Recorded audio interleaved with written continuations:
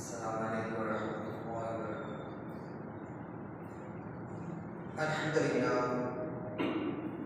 Alhamdulillah alladzi waqafa wa salatu wassalamu ala sayyidil mursalin.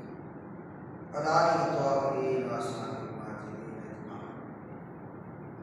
Amma ba'd, faqala Allah ta'ala fil Qur'anil Karim wa fil Furqanil Majid. A'udzu billahi minasy syaithanir rajim. Bismillahirrahmanirrahim. Inna Allaha wa malaikatahu yusalluna 'alan nabi ya ayyuhalladzina amanu sallu 'alaihi wa sallimu taslima. Shallallahu alaihi wa sallam. Qala Rasulullah sallallahu alaihi wasallam Abu Humayd as-Sa'idi radhiyallahu anhu qala ya Rasulullah kaifa nusalli 'alaik.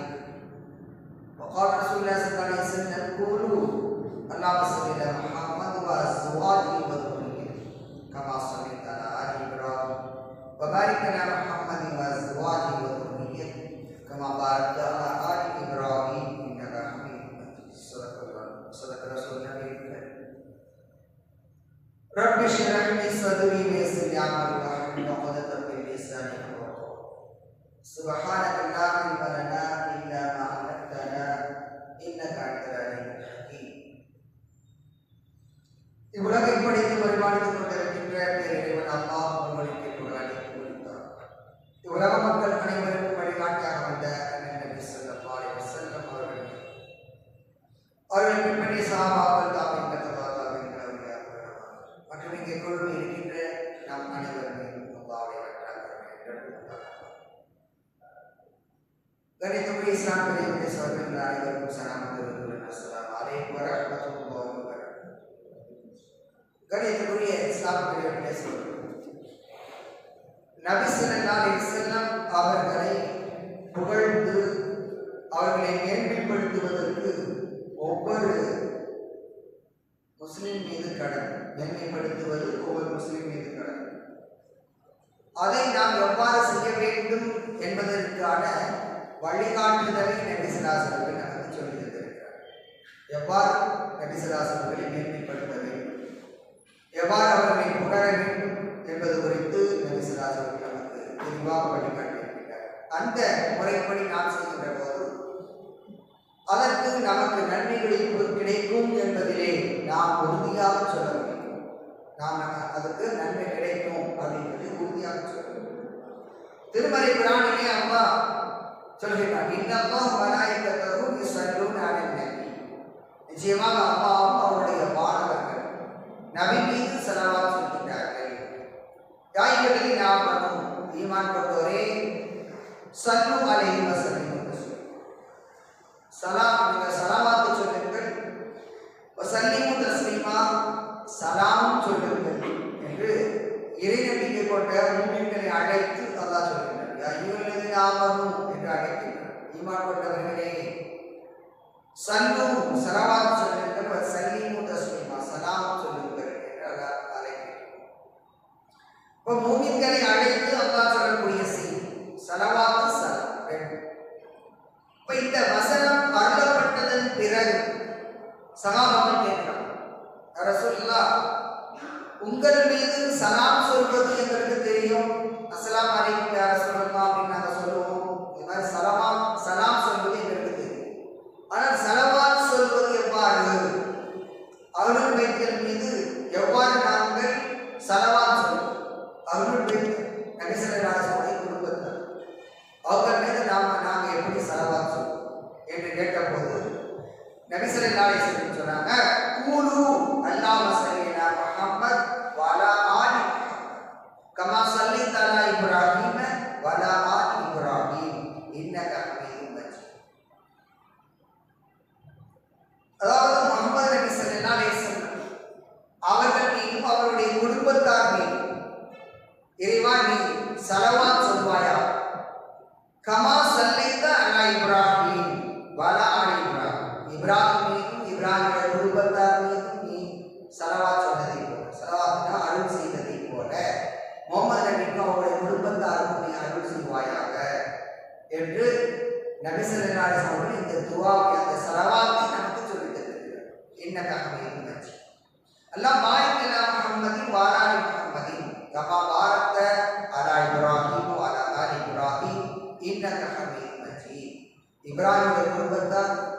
Ibrahim மீதும் அவருடைய குடும்பத்தார் மீதும் நீ அருள் செய்ததை போல, பரக்கத் செய்ததை போல முஹம்மது நபிக்கும் அவருடைய குடும்பத்தாருக்கும் நீ அருள் செய்வாயாக, பரக்கத் செய்வாயாக என்று ஓதுமாறு நபி ஸல்லல்லாஹு அலைஹி வஸல்லம் நமக்கு கட்டளையிட்டார்.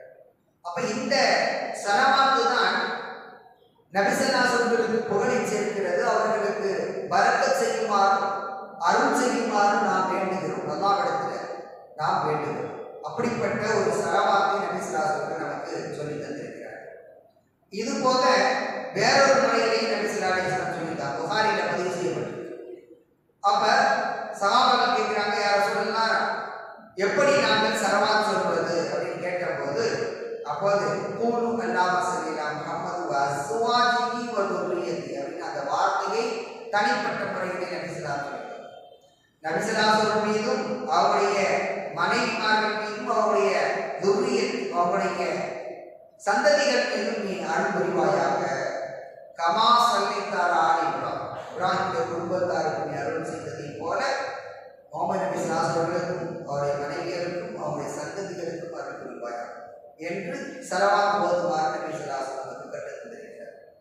ஆக நபி ஸல்லல்லாஹு அலைஹி வஸல்லம் நாம் எவ்வாறு துஆ செய்ய வேண்டும், அவர்களுக்கு எவ்வாறு பிரார்த்தனை செய்ய வேண்டும் என்பது குறித்து நபி ஸல்லல்லாஹு அலைஹி வஸல்லம் நமக்கு தெளிவாகவே கற்றுத் தந்திருக்கிறார். அதை விட்டுவிட்டு வேறொரு முறையில நம்ம செய்வதில் அர்த்தமில்லை. எவ்வாறு புகழ வேண்டும் என்பதை நபி ஸல்லல்லாஹு அலைஹி வஸல்லம் தெளிவாக சொல்லிட்டார். அப்ப அந்த முறைப்படி நாம் அவர்களை புகழ வேண்டும். நாம் நம்முடைய புகழை உயர்த்தி விட்டோம் என்று அல்லாஹ் சொல்கிறார். இப்ப நாம் துஆ ஓதுகின்ற எல்லா இடங்களிலும் நபி ஸல்லல்லாஹு அலைஹி வஸல்லம் பெயர் உச்சரிக்கப்படுகிறது. அவர்கள் மீது ஸலவாத் ஓதுவது அங்கே தெளிவாக நமக்கு தெளிவாக காட்டப்பட்டிருக்கிறது, வழிகாட்டப்பட்டிருக்கிறது. அந்த முறைப்படி நாம் ஸலவாத் ஓதுகின்ற போது அது நன்மைக்குரிய செயலாக ஆகிவிடுகிறது. எனவே கண்ணியத்துக்குரிய இஸ்லாம் பெருமக்களே சகோதரர்களே, நாம் நபி ஸல்லல்லாஹு அலைஹி வஸல்லம் வழிகாட்டுதல் முறைப்படி அவர்கள் மீது ஸலவாத் சொல்ல வேண்டும். கண்ணியத்துக்குரிய இஸ்லாம் பெருமக்களே சகோதரர்களே, அது மட்டுமல்ல, நபி ஸல்லல்லாஹு அலைஹி வஸல்லம் ஒவ்வொரு நாள் பாங்கு சொல்லப்படுகின்ற போது அவர்களுக்காக நாம் ஓதுகின்ற துஆ, பாங்கு சொன்ன பிறகு நாம் ஓதுகின்ற துஆ அவர்களுக்கான புகழை உயர்த்துகிறது என்பதில் சந்தேகமில்லை. நபி ஸல்லல்லாஹு அலைஹி வஸல்லம் நமக்கு ஒரு தெளிவான வழிகாட்டுதலை நமக்கு சொல்லித் தந்திருக்கிறார்கள். அதை எத்தனை பேர் நம்மில் பின்பற்றுகிறோம் என்பது கேள்விக்குறியாக இருக்கிறது. பாங்கு சொன்ன பிறகு பாங்கு சொல்லும் போது அவங்க பேசிட்டு தான் இருக்கிறாங்க. அப்ப பாங்கு சொல்லப்பட்டால் இதா சமயத்தின் வாத்தின பாங்கு சொல்லுகின்ற போது அந்த வாத்தியம் சொல்வதை நீங்கள் செவியுற்றால் அவர் சொல்வதை போன்றே நீங்களும் சொல்லுங்கள். அவர் எப்படி சொல்கிறார்? அல்லாஹ் அக்பர் அல்லாஹ் அக்பர் சொல்றார், நம்மளும் அதே போல சொல்றோம். அஷ்ஹது அல்லா இலாஹ இல்லல்லாஹ் என்று சொல்கிறார், நாமும் அதே போல சொல்றோம். அஷ்ஹது அன்ன முஹம்மது ரசூலுல்லாஹ் சொல்கிறார், நாமும் அதே போல சொல்றோம். அவர் சொல்வதை போல சொல்ல வேண்டும். சும்ம ஸல்லு அலைஹி, பிறகு என் மீது ஸலவாத் ஓதுங்கள். அப்ப பாங்கு முடிஞ்ச உடனே நம்ம அவங்க மேல ஸலவாத் ஓதுவோம். சில பேர் சில இடங்கள்ல சில ஊர்கள்ல பாங்கு சொல்றதுக்கு முன்னாலேயே ஸலவாத் ஓதுறாங்க, ஓதிட்டு அதுக்கு தான் பாங்கே சொல்லுவாங்க. அப்ப இப்படிப்பட்ட நடைமுறையை நபி ஸல்லல்லாஹு அலைஹி வஸல்லம் நமக்கு கற்றுத்தர வேண்டும். அதாவது பாங்கு சொன்ன பிறகு, சொல்லி முடிச்ச பிறகு, அதுக்கு பிறகுதான் நபி ஸல்லல்லாஹு அலைஹி வஸல்லம் மீது நாம் ஸலவாத் ஓத வேண்டும். அந்த பாங்கு சொல்லி முடிச்ச உடனே ஸல்லல்லாஹு அலைஹி வஸல்லம் அப்படி நம்ம ஸலவாத் ஓதிவிட்டு, ஏனென்றால் அந்த இடத்துல குறிப்பிடுகிறான், பெண்ணாகும் மன் ஸல்லா அலைஹி ஸலாத்தன் ஸல்லல்லாஹு பிஹா அஷ்ரா, ஸல்லல்லாஹு அலைஹி பிஹா அஷ்ரா, யார் என் மீது ஒரு தடவை ஸலவாத் ஓதுகிறாரோ அவருக்கு அல்லாஹ் தஆலா அதற்கு பகரமாக 10 தடவை அருள் புரிகின்றார். அப்ப 10 தடவை அவருக்கு அல்லாஹ் தஆலா அருள் புரிகின்றார். அத்தகைய அருளை நாம் பெறுவதற்கான ஒரு வாய்ப்பு இருக்கிறது. எனவே நாம் அந்த ஸலவாத்தை ஓத வேண்டும். பாங்கு சொன்ன பிறகு, பாங்கு சொல்லி முடிச்ச பிறகு ஸலவாத் ஓத வேண்டும். இரண்டாவது, சும்ம ஸல்லுல்லாஹ லியல் வஸீலா, பிறகு எனக்காக வஸீலாவை கேளுங்கள் அப்படின்னு. வஸீலா என்பது ஒரு உயர் பதவி.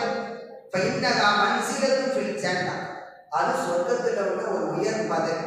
அந்த பதவியை எனக்காக கேளுங்கள் என்று நபி ஸல்லல்லாஹு அலைஹி வஸல்லம் சொல்றார். சொர்க்கத்தில் இருக்கக்கூடிய ஒரு பதவி, அந்த பதவி எனக்காக நீங்கள் கேளுங்கள் என்று நபி ஸல்லல்லாஹு அலைஹி வஸல்லம் லா தம்பகி இல்லா லிஅபதின் இபாதில்லா வஅர்ஜு அன் அகுன அனஹு. அது ஒருவருக்கு தான் கிடைக்கும். அல்லாஹ்வுடைய அடியார்கள்ல அது ஒருவருக்கு தான் கிடைக்கும். அது நானாக இருக்க விரும்புகின்றேன். அதை பெறுவதில் நானாக இருப்பது, அதை பெறக்கூடிய அந்த அடியார்களும் நான் தான் இருக்க வேண்டும் என்பதை நான் விரும்புகிறேன் என்று நபி ஸல்லல்லாஹு அலைஹி வஸல்லம்.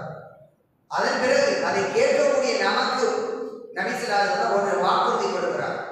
மன் ஸஅலனில் வஸீலா ஹல்லத் லஹு ஷஃபாஅத். யார் எனக்காக வஸீலா அந்த உயர் பதவியை எனக்காக கேட்டாரோ அவருக்கு மறுமையில சிபாரிசு கிடைக்கும். என்னுடைய சிபாரிசு அவருக்கு ஹலாலாகிவிட்டது, அதாவது அவருக்கு கண்டிப்பாக கிடைக்கும் அப்படின்னு நபி ஸல்லல்லாஹு அலைஹி வஸல்லம் நமக்கு வாக்குறுதி கொடுக்கிறார். அப்ப பாங்கு சொன்ன பிறகு எத்தனை சுன்னத்துகள் இருக்கு. பாங்கு சொன்ன பிறகு பாங்கு சொல்லப்படுகின்ற போது அதை செவியுற வேண்டும், அதை அப்படியே திருப்பி சொல்ல வேண்டும். இது ஒரு செயல், இது ஒரு சுன்னத்.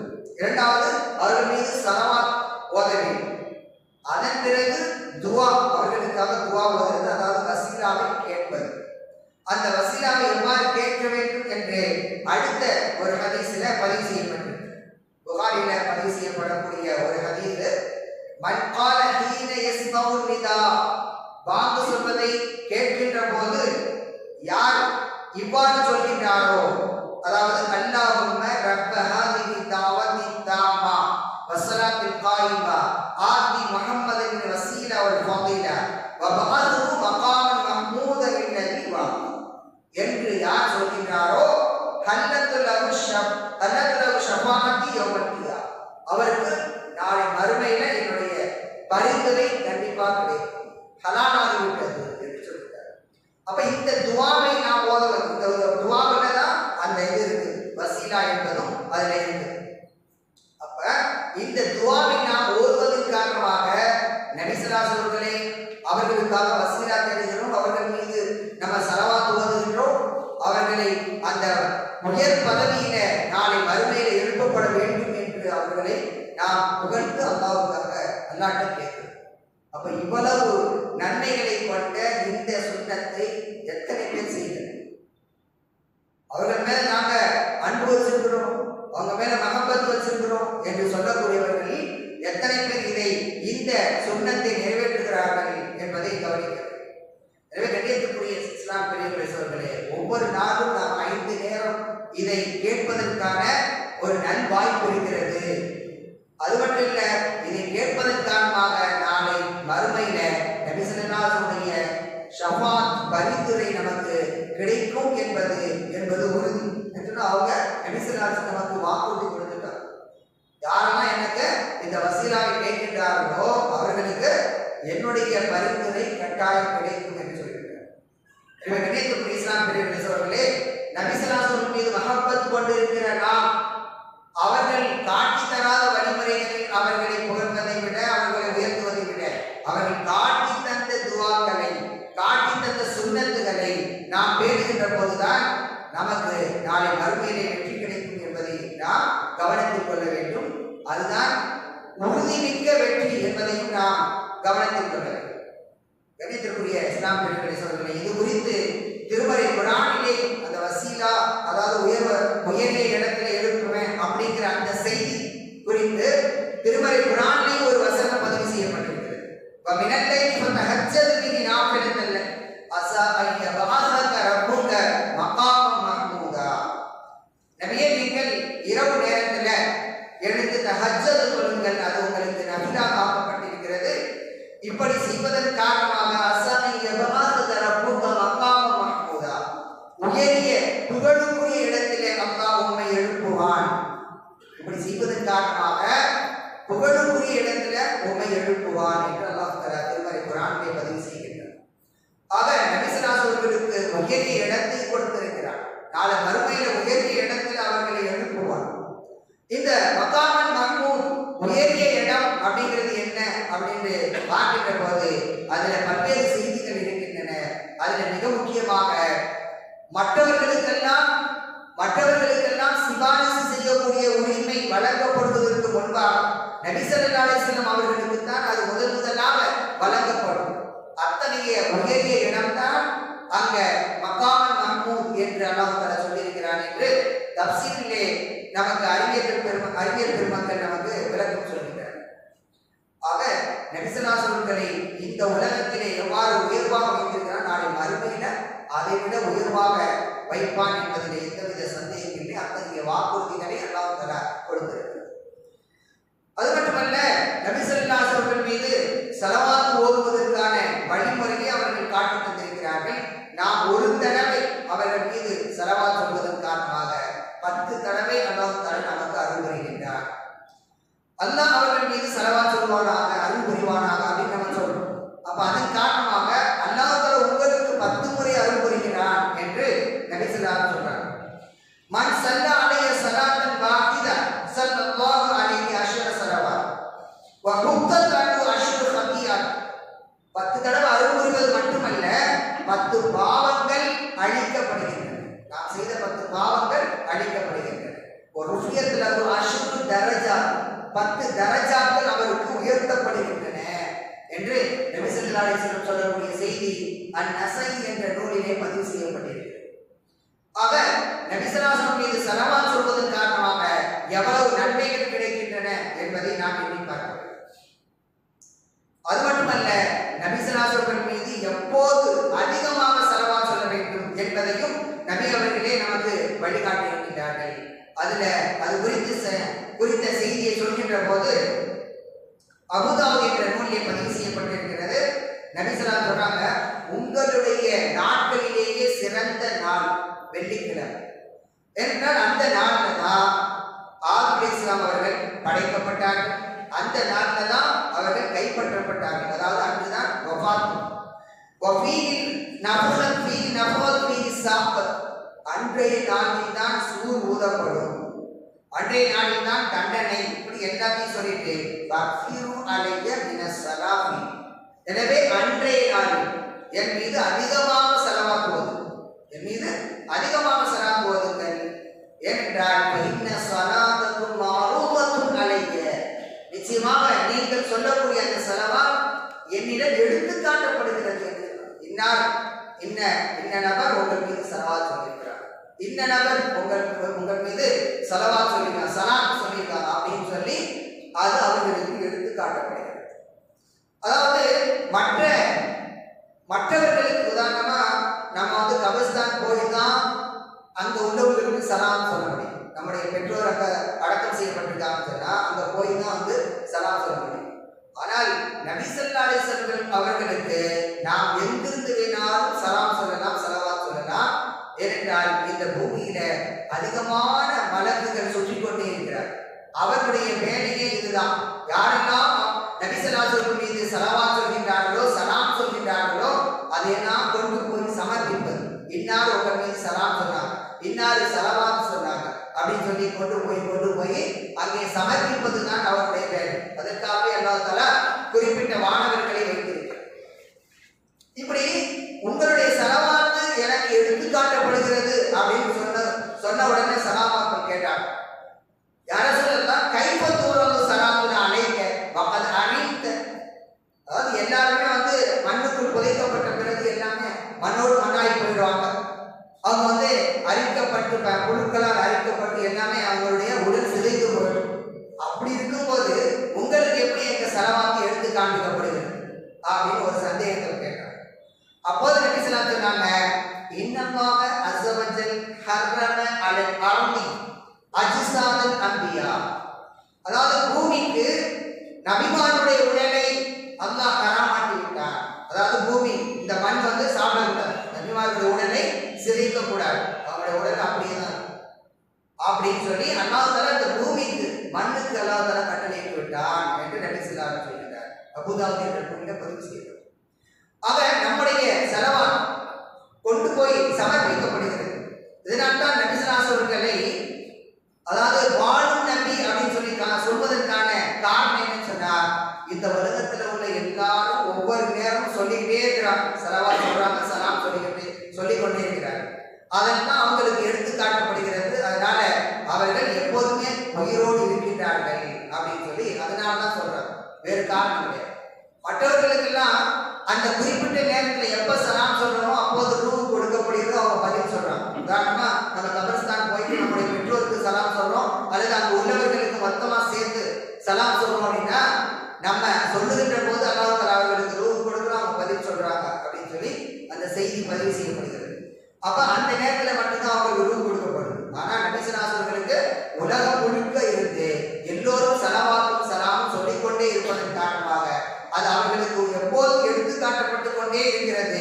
அதன் காரணமாக தான் அவங்கள அதாவது உயிர் வாழ்ந்து கொண்டிருக்கிறார்கள் அப்படின்னு சொல்லி, இறந்தும் உயிர் வாழ்ந்து கொண்டிருக்கிறார்கள் அப்படின்னு நம்ம சொல்றோம். அதுதான் காரணம், வேற எந்த காரணம் கிடையாது.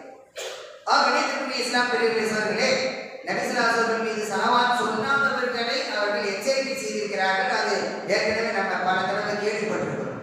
அப்ப அந்த ஹதீஸை கேள்விப்பட்டிருக்கோம். ரஹீம் அன்ஃபு ரஜுலின் துகிர்து இன்தஹு ஃபலம் யுஸல்லி அலைஹி. அதாவது முஹம்மத் அப்படிங்கிற பேர் சபையில சொல்லப்படுது.